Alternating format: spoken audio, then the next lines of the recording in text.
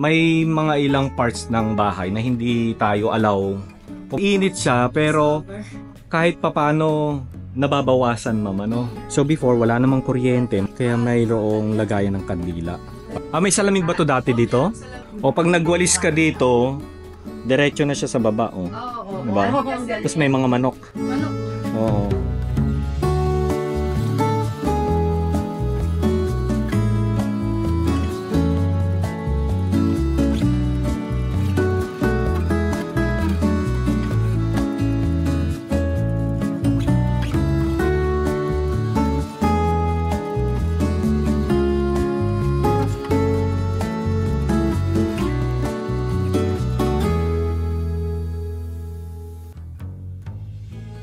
Ayan, so daan muna tayo ng simbahan ng San Guillermo Parish and then diretso tayo ng Santa Rita, Pampanga para muling bisitahin ang Gosyoko Ancestral House.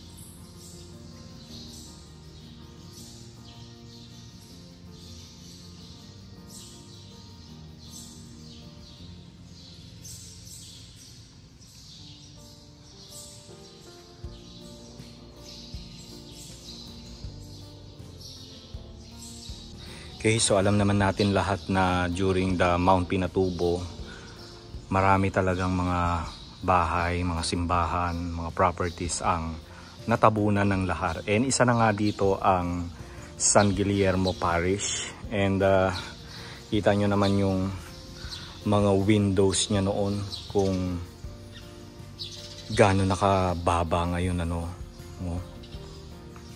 Siyempre before mataas ito.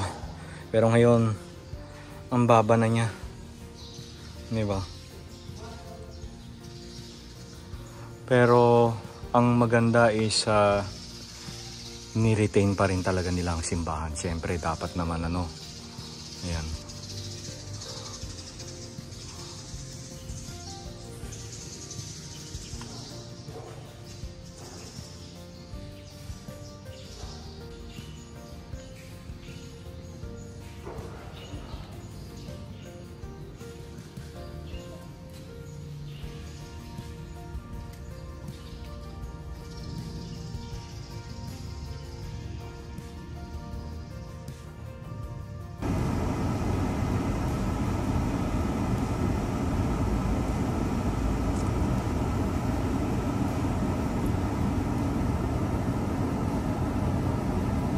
Okay, so ito na yung Gosyoko Ancestral House mga kaitsabero.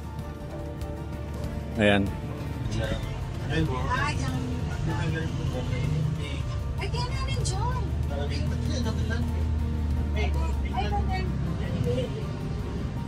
Okay mga kaitsabero, so nandito na nga tayo sa Gosyoko Ancestral House. Kasama natin si Ma'am May Gosyoko. Hello po Ma'am May. Hello, good morning. Magandang umaga po sa inyo. Ayan. So Ma'am, kwentuhan nyo naman kami about sa history ng Gosyoko Ancestral House. Okay, so ito yung Gosyoko Ancestral House. Itinayo ito. Bale, itinayo ito around 1830s and natapos ito ng 1841. 1841, opo. So yung pinakaninuno namin is from China, si Domingo Gosyoko. He's a Chinese and then dinala dito yung trade niya ng paggagawa ng candle. So, kung pagtatanong mo yung bahay namin, Salaria, tanong mo di lang dito kung ano, yung saan yung Salaria, alam nila, tuturo nila dito. Kasi before, gumagawa sila ng kandila, in Spanish, it is cereria. Cereria. So, hindi daw mabigkas ng lolo namin yung cereria kasi nga Chinese siya. Cereria. Oo. So, naging Salaria.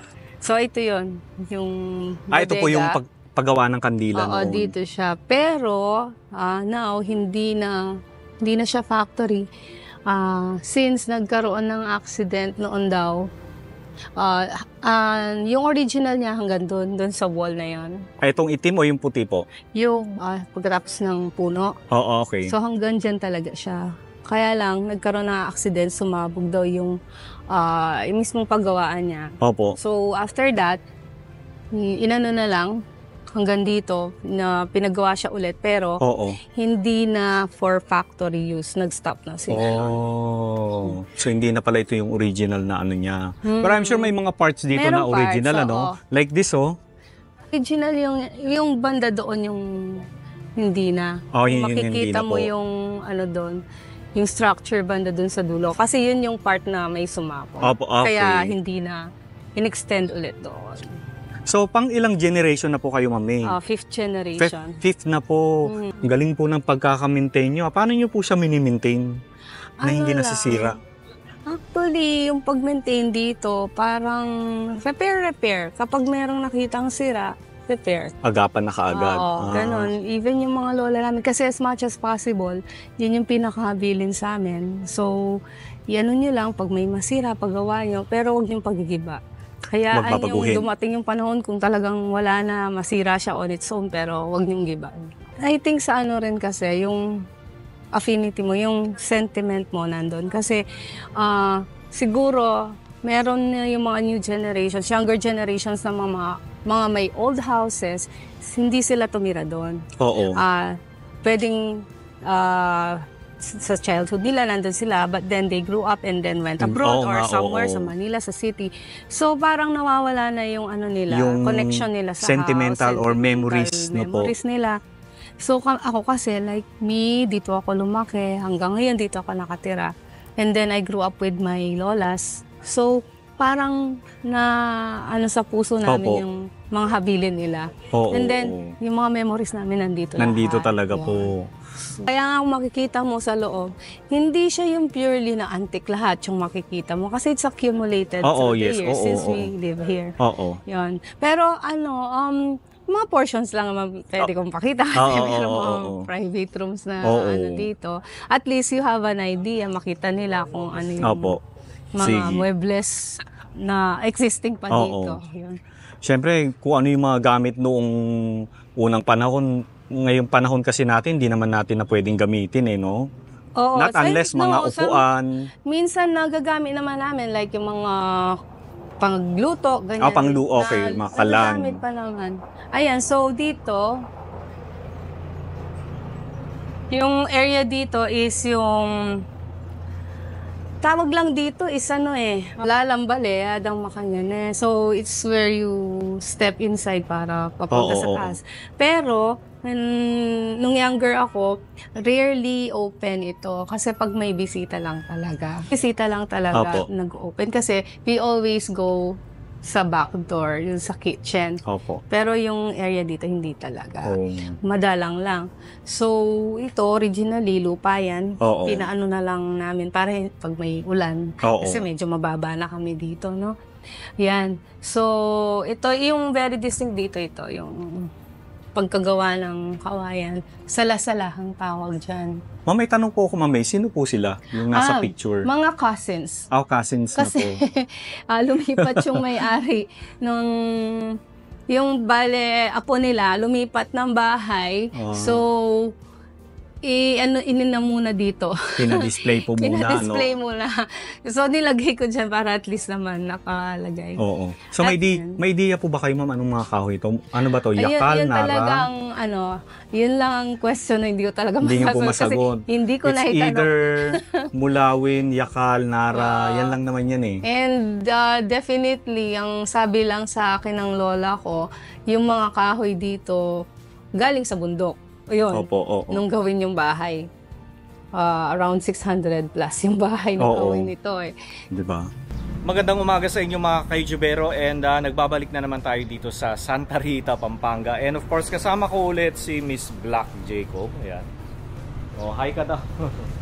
Ayan. So, nandito tayo kasi gusto kong muling bisitahin natin ang Gosyoko Ancestral House na itinayo 1841. Halika, pasok tayo sa loob. So, mamayang 1 o'clock pa daw magbubukas yung cafe dito. Ayan o, kapihan. 1 o'clock pa.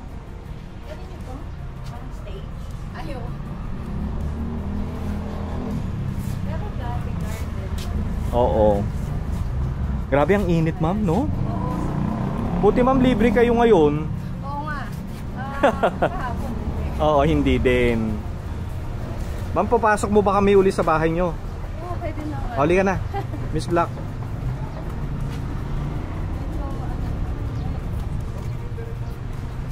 Okay, papasok tayo ulit sa bahay. And again, kung ano lang yung pwedeng ipakita sa atin ng mga owner ni Miss May, kung anong part ng kanilang bahay. Kasi syempre, kailangan nating respeto yung kanilang privacy. Kung ano lang yung pwede, no? Ayan. Okay, so yung bubong, kagaya ng pinuntahan natin yung Bale Pinaud. So eto, pinaud din yung kanilang bubong. Tapos nilagyan lang din nila ng yero sa ibabaw, no? Ayan, kita nyo, 'Di ba?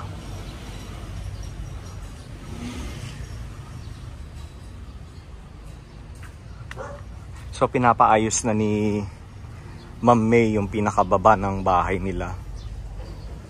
Lipin natin. Ayan, So pinapaayos para magamit na nila yung silong. Kasi ito dati hindi natin to talaga pinakita kasi marami talaga silang mga gamit dyan. Tapos may ilang parts ng bahay like yung mga rooms hindi nila inaalaw talaga sa public na ipakita. So ang pinakita lang nila nung last time na galing tayo dito ay yung pinakababa tsaka yung paakyat sa hagdan hanggang sa may sala. Yun lang yung pinakita nila. And of course yung kanilang kitchen. Yun ang loto nila. Oo. Tapos dito kita mo ay yung balon. No. Uy, mag-wish tayo. Oo. Di ba? Ang galing, no? Di ba, probinsya? Nakakatuwa, no?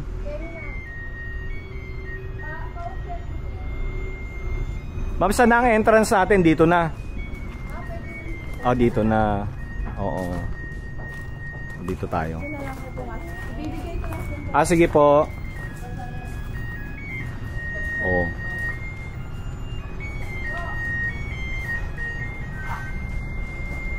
Okay, so nandito tayo mismo sa pinaka silong silong ng bahay. Lamig. Ang lamig. Di ba? Lokal na pamahalaan ng Santa Rita, Pampanga. Di ba?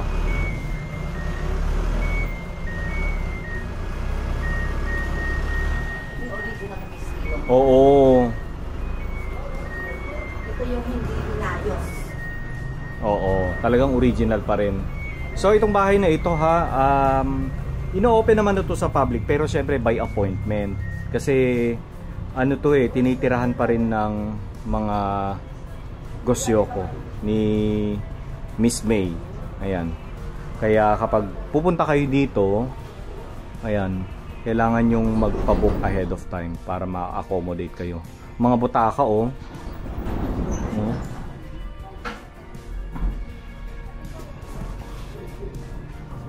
Hintayin natin si Ma'am May bago tayo makyat. Oo. Okay. Taga saan? Bacolor yata sila. Bacolor lang? Oo. Lapit lang. Ay, hindi ba? Santa Rita. Meron bang Santa Ay, Rita? Ito na nga yung Santa Rita. Baka dito nga. Diba? So, Ma'am May, ang bahay niyo po ba ay open for public viewing o by appointment? Depende. Before pandemic kasi yun nga, nag-accept kami ng mga tours. Oo. Local tours, students, gano'n. Kaya lang nung nag-pandemic na... Medyo nahinto talaga. Nahinto kami. And before pa, huminto ako kasi ang dami namin pinapagawa. Like yung sa Oo. likod, yung repairs. Tsaka yung silong, no? Pinapaayos nyo Ngayon, rin. pinapaayos din namin. Oo. Somehow, mag-start pa lang kami, I think, end of June. May nakausap na kasi akong interested. Ano siya, heritage tour group sila. Oo. So, I think, sabi niya, once or twice a month siguro daw yung groups na dadalhin. Ngayon, Para? Manageable naman yun. Ano lang, Magtutour lang sila. yung bahay, tapos definitely may kasamang ano yun, food. Kasi package yung ino-offer namin dito. So may kasamang either breakfast, lunch, dinner, or snacks. And tapos kung gusto nilang may demo. Oh, okay. Tapos picture taking, merong mga saya na pwedeng... Naisuot. Oo. Magandang idea yun, ma'am. Parang dito yata sa Santa Rita, wala pang ganyan eh. Wala. Ang tingin ko kasi usually mga private house talaga yung nandito, ma'am, no? Mostly. Pero pre-pandemic yung mga dalawang kamag-anak namin na may old house. Oo. Nag-accept sila. Pero mostly ano sila yung snacks. Mga snacks lang po. Pero wala kayong balak igawing bed and breakfast ito, ma'am, no? Hindi naman di ba? Kasi dito kayo nakatira eh. Dito kami nakatira. Oo. And hindi rin naman pwede dito sa mismong bahay. Oo. Before, we planned nung pre-pandemic. Kaya lang, it turned out na yung napagawa namin stalls, hindi siya pang bread and breakfast. Yun. Yung nandoon. Okay. Stalls yung nagawa. Okay. So, yan nagawa kasi yung pandemic na. Opo. Ulitin ko naman pang ilang generation na kayo ulit. Fifth generation. Fifth generation na, di ba? Ibig sabihin, great grandparents pa nila. Tama, no? Yeah. Diba? Halika ma'am, pasok mo kami ulit. Una na tayo, Miss Black. So, ulitin ko lang may mga ilang parts ng bahay na hindi tayo allow pumasok sa loob. Kasi, gaya nga ng sabi ni Ma'am May, dito pa rin sila nakatira. Kaya ang ipapakita lang sa atin, itong sala, tsaka yung kitchen nila. Ayan. Di ba kita mo,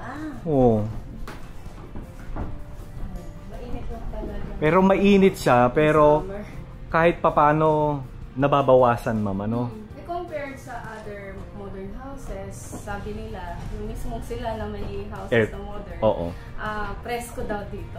Kaya lang, since kami rin, sanay na. Tsaka ano talaga iba yung panahon ngayon. Parang, dapat umulan na kahapon, di pa umulan. Wag lang bumagyo, mama, no? Oo nga. The piano. Nung maliit ako, gano'n. Diba? So before, wala namang kuryente, mga ka-YouTubero. Kaya mayroong lagayan ng kandila para yan yung nagsisilbing liwanag pag nagpi-play sila sa gabi o sa dilim, no?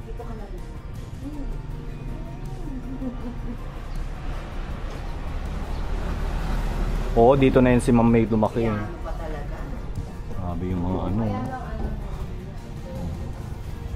mga sabitan. Yes, sabitan. Kaya lang yung salamin niya. May salamin ba to dati dito? I see. Di ba? Meron daw. Original pa rin yan. Oo. Nahulog na lang bigla. Siguro dahil sa kalumaan. Nalaglag. Nawala na yung dikit. Bigla. Oo. Di ba? Oo. At kita mo yung sahig nila, Grabe. Kaya, siguro ma'am, hindi pwedeng maraming tao, no? Dapat mga at least 10 lang. Pag nagtutour ganon, by groups. By 10 groups. to 15. 10 to 15 lang. Pero nung fiesta, yung mga tao dito naman sa taas ng bayan. Although distributed sila, meron dito. Oo. Hindi sila umpukan dito. Okay. Kasi pag ganito medyo Supported naman sa babayan. Oo. Pinaayos namin yung support niya. Kaya lang minsan pag sa kalumaan, medyo marupok na rin yung pagkakaroon. Oo nga, yes. Due to age na. Oo. Siyempre. Halika tignan natin yung kitchen nila, Miss Black. Yun yung dining area. Oo. Dining area nila. Tingnan mo, Talaga. pag nagwalis ka dito, diretso na siya sa baba, Oo. Diba? Tapos may mga manok. Manok. Oo. Dati may man ko dyan. Ganda, ang presko. Oo, di ba? Sabi ko sa'yo, alam ko matutuwa ka pag ikaw sinama ko rito eh.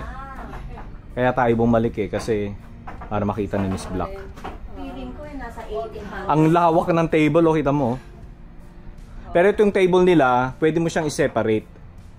Parang, anong tawag sa ganitong table, ma'am? Iba-iba yung tawag nila eh. Kami, kabisera. Kabisera. Ayun, kabisera, yes. Yung iba, sabi nila magic table. Oo nga, magic table. Parang ano na yan, mga American era na, ginawan na nila ng sarili nilang version. Pero kabisera talaga yung tawag nilang pagkakaalam ko rin. So, pag maraming guests, kung dito lang sila, Oo. iyan ako, gagawa ko ng round table, Oo. square, tapos medyo yung parang rectangular. Oo. Kakasya na lahat. Oo. Instead na diretso siya, Ang 12, ganda nito. 12 lang yun. Di ba? Pati Iba yung wall mo, hindi yan sinadya, no? Hindi. Hindi. Ang ganda ng pagkaka-paint. Di ba? Galing ng mga lagayan ng plates, oh. Banggera. Banggera. Di ba? Ano na nga ba yung nandito, ma'am? Ay, sa may ano nyo yan? Lutuan? Ay, Pupunta ba tayo dyan, ma'am? pwede naman, pero maraming gamit yan. Ah, ganun ba? Okay lang? Ha? Ay, oo. Huwag lang bumaha. Oo nga, no. Diba? Oo. I think alam niyo yan kasi marami na kayo na Oo. punta ng bahay na Hindi na sinabi, Baha. wag lang bumaha. Oo. Huwag lang bumaha. Kasi naiiwan kami sa pagtaas ng mga kalsada. Oo. Yun dapat sana yung bigyan ng Oo nga, ma'am, no. assistance Totoo. ng, kahit na municipality lang. Oo. Hindi ba talaga umaano ang mga municipality? Dito wala pa. Wala pa. Hindi pa nasisimulan. Ganda. Galing, no? Di ba yung pinunta natin kanina, may ganito rin sila? Ito, original na kawayan din, oh. Ito talaga. Ito, ano? Ito kasi tinaas na namin. Nung nasira yung ganito niya. Oo. Di ba naglahar dito. Oo. Tapos yun, bumabaha na. Kaya sabi ko, taas na natin para at least kung bumahaman, may Meron mataas kayong- na area. Oo. Doon na lang tayo, sabi ko. Mahilig ka dyan, eh, di ba, pusa? Ay, Hello. si Stormy yan. Hi, Storm. Di ba, mga kaitsubero? Stormy Kardashian. Pinaud Basta, ang tawag nila. Wala po po yun kasi. maana sa akin, kuya ka. Magala. Oo, alas 3 kasing yung mga yan. Ang galing meron pa rin dito. Ito kasi tinaasan na nila kaya nagmukhang mababa. No, ma'am, no? Mukhang naging mababa ito. Hindi namin maitaas to yung wall. Yung wall niya. Nagkagalaw na din to. Oo. Kaya medyo malaking trabaho Oo, na yun. Kaya, saka magastos, ma'am. Oo. Siguro, in the future, Oo. aayos din to. Unti-unti. Ito mga bote. Buhay pa. Platera. Platera. Platera. Oo.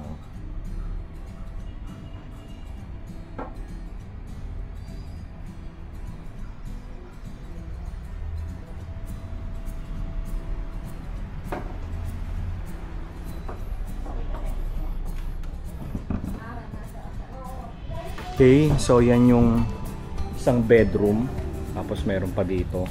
Pero hindi tayo allow na pumunta dyan, ha? Okay, so maraming salamat ulit kay Ma'am May Gosyoko sa pag-welcome sa atin dito sa kanilang ancestral house. Ayan. So balik ulit kami, Ma'am, ha? After 1 year. Oo nga, Ma'am, eh. Alam, busy rin ako. Parang nasa Iloilo yata ako nung nagfiesta dito, Ma'am. Diba?